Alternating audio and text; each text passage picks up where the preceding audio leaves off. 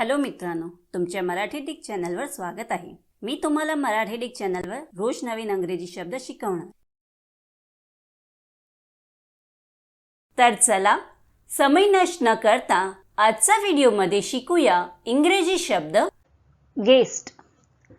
गेस्टचा मराठी अर्थ अतिथी, पाहुणा किंवा पाहुणी, निमंत्रित, खानावळीतील गिऱ्हाईक किंवा हॉटेलमध्ये वगैरे राहणारा माणूस होता आहे।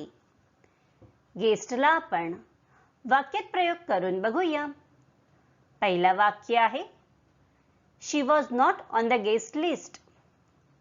दुसरा वाक्य आहे this hotel has accommodation for 200 guests.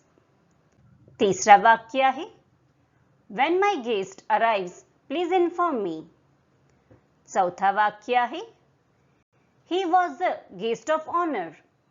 Friends, व्हिडिओला लाईक, शेअर आणि कमेंट करायला विसरू नका आणि चॅनलला सबस्क्राईब करा। Thank you.